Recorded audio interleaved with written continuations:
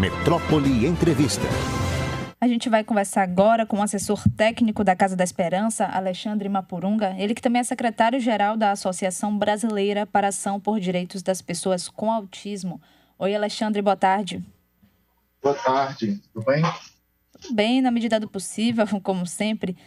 Alexandre, na última terça-feira teve essa proposta que gerou aí polêmicas do governo federal através do CONITEC, de uma proposta da volta do uso do eletrochoque para o tratamento de casos de pessoas que estão no espectro autista para casos mais graves e de agressividade.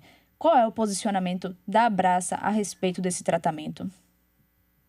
Bem, a Abraça, a gente soube com surpresa e também com muita indignação quando a gente teve acesso ao documento que estava em consulta pública, que dava um certo aval ao uso da terapia, da eletroconvulsoterapia, né, do eletrochoque, em pessoas autistas, né, nos casos que você citou aí.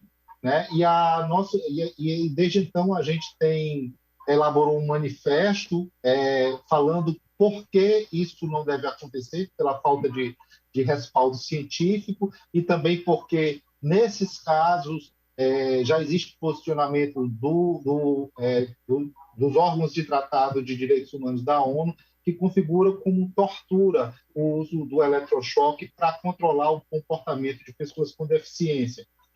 Então, a gente manifestou e elaborou um manifesto que já conta com mais de 17 mil assinaturas e com 351 entidades subscrevendo. A gente mandou esse manifesto para a CONITEC, também mandou para diversos parlamentares e também para o próprio Ministério da Saúde, pedindo que qualquer documento que venha propor tratamento para pessoas autistas, ou propor terapia, ou qualquer tipo de intervenção, não faça nenhuma menção a esse tipo de intervenção.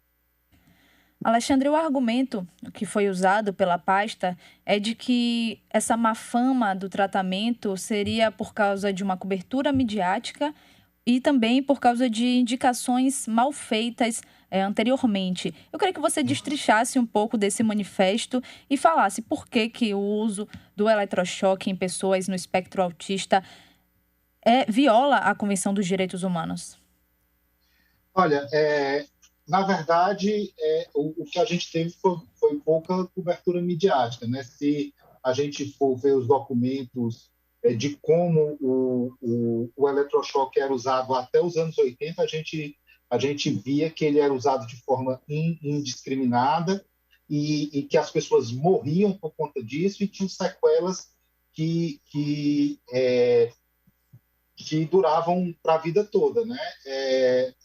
Isso acontecia dentro dos manicômios e a partir do momento em que a gente teve a reforma psiquiátrica, que foi se ter acesso ao que acontecia lá dentro, a gente pôde saber de mortes e da violência que acontecia dentro desse processo. A partir da década de 80, houve uma tentativa de reabilitar a técnica e de dizer, e através de alguns estudos, apontar o seu uso benéfico para alguns casos específicos, né? E aí hoje não se faz como antigamente, hoje se faria com anestesia, e por isso ela não seria tão dolorosa, ela não seria tão dolorosa como era antigamente, e ela poderia causar alguns benefícios em alguns grupos específicos. E nesse caso, agora estão tentando propor para as pessoas autistas. Acontece que a gente tem estudos que mostram que essa reabilitação por si ela é controversa, porque os estudos que são feitos eles não acompanham as pessoas a longo prazo e mostra que o uso do eletrochoque ele causa perda irreversível de memórias a longo prazo e que causa uma série de riscos permanentes, de efeitos permanentes na pessoa, né, como perda de memória, na hora tem um pequeno risco de morte, né, feito como ele é feito agora, ainda existe um pequeno risco de morte, ou seja, ela não é uma prática totalmente segura como dizem ser. E, ao mesmo tempo, como para a ONU, é o seguinte, ela não pode ser feita sem o livre e esclarecido consentimento. E como ela está sendo proposta aí, ela está sendo feita para controlar o comportamento supostamente agressivo de pessoas autistas, ou seja, muito provavelmente não vai ser pedido a autorização, né, o consentimento da pessoa que vai sofrer o eletrochoque para ser feito nela. Então, e quem vai sofrer os efeitos disso a imediato e a longo prazo é a pessoa. Então, nesse sentido, é que a técnica se revela como uma medida, é qualificada como um tratamento cruel, tortura, tratamento cruel, desumano e degradante, e que a gente não pode aceitar da forma como está sendo colocado. Sim, é um tema que tem acontecido divergências de opiniões entre os especialistas. Conversamos com alguns, inclusive a maioria contra. Uma delas a favor é da área de psiquiatria, daqui, inclusive da Escola Baiana de Medicina. Ela diz que, de acordo com ela, é uma técnica muito eficaz em psiquiatria, é muito usada em casos que não respondem a medicamentos. Eu gostaria que você falasse um pouco sobre como são tratados esses casos com agressividade desses pacientes autistas atualmente.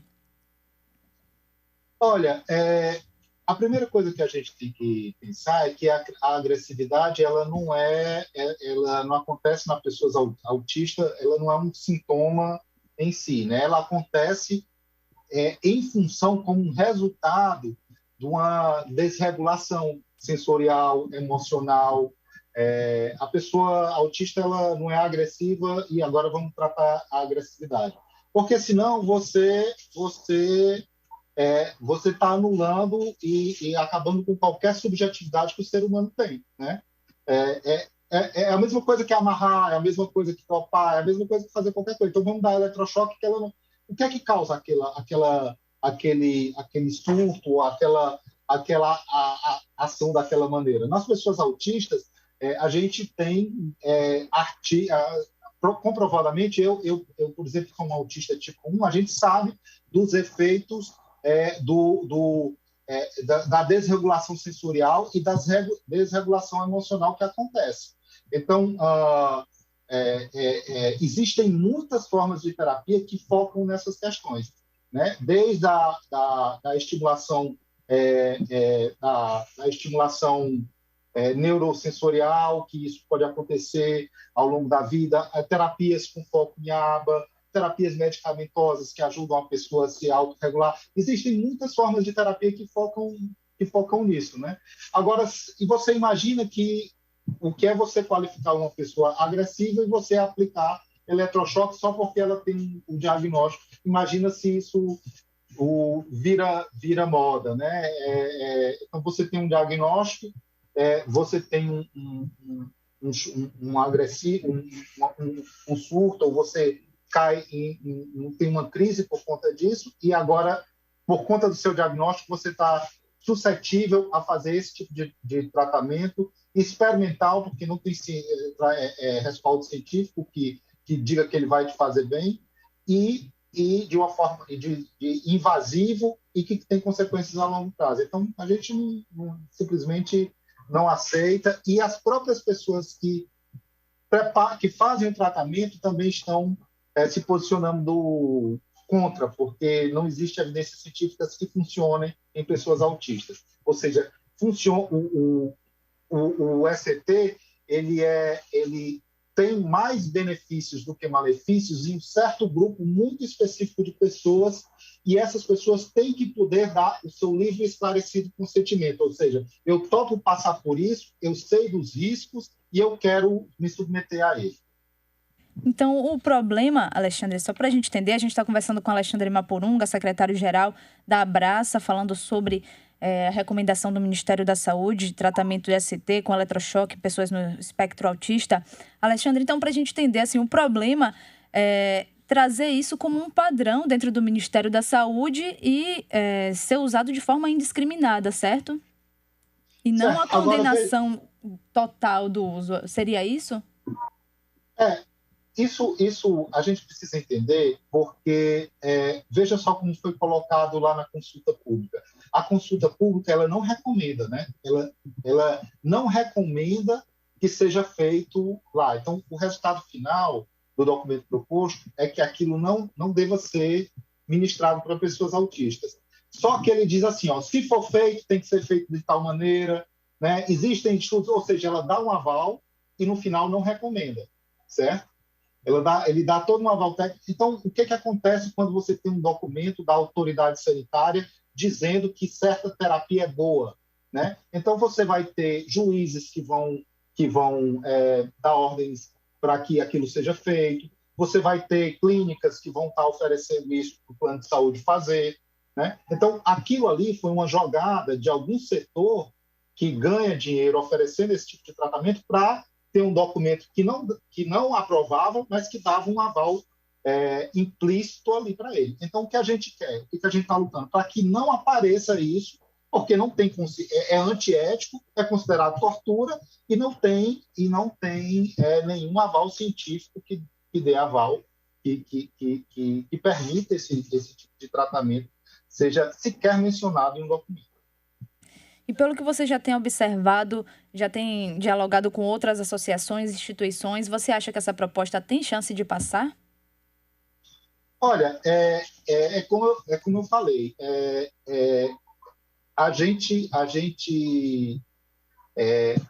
o que a gente quer é que ela não seja sequer mencionada, né? Eu acho que a tendência dentro da Politec é que ela não recomendasse, mas isso não é o suficiente para a gente, entendeu? A gente não quer que ele seja sequer mencionado, porque quando da forma como o texto está lá, parece, ele diz até como é que tem que ser feito. Tem que ser feito de tal maneira, entendeu? Tem que ser feito com a equipe tal, com um profissional tal. Então, isso, de certa forma, ele regula algo que não tem menor sentido de ser feito, né? Então, a gente não pode permitir que isso aconteça. Então, foi por isso que tanta gente se mobilizou, tantas entidades se mobilizaram e tantas pessoas se indignaram com a proposta, né? Porque existe uma certa malandragem ali no texto de dizer, não, nós não concordamos com isso, mas se isso for acontecer, tem que ser assim, né? Sim, a gente tem inclusive um comentário aqui de ouvinte, Márcio. Ele fala, eu como pai de uma menina autista, fico triste que em 2021 precisemos discutir isso. Terapias como ABA, fono, terapia ocupacional são o caminho para quem está no espectro. Isso o governo não implementa. Há, de fato, uma dificuldade do governo em liberar os tratamentos para pessoas no espectro autista, Alexandre? Sim, de fato, a gente tem uma linha de cuidado e diretrizes para o acompanhamento de pessoas autistas, que são documentos do Ministério da Saúde, feitos antes de 2015, né, que dizem como tem que ser o acompanhamento das pessoas autistas dentro do SUS. E isso acontece de forma muito precária, né? Hoje em dia, se você precisa de acompanhamento na RAPS, isso não acontece. Se você precisa de acompanhamento na rede de cuidados da pessoa com deficiência, isso acontece também de uma maneira muito precária. Então, a gente precisaria estar apostando nessas equipes multiprofissionais que o ouvinte mencionou. A gente precisaria estar porque hoje em dia o poder público não oferece isso de maneira consistente e atempada, né? Então as famílias passam muitos anos atrás de tratamento até conseguir, com raras exceções, né? Alexandre, obrigada por conversar com a gente, esclarecer esse tema. Nossos canais de comunicação estão abertos para atualizações, né, desdobramentos, para saber sobre essa proposta. Conte com a gente. Obrigada novamente. Obrigado a você, Daniela.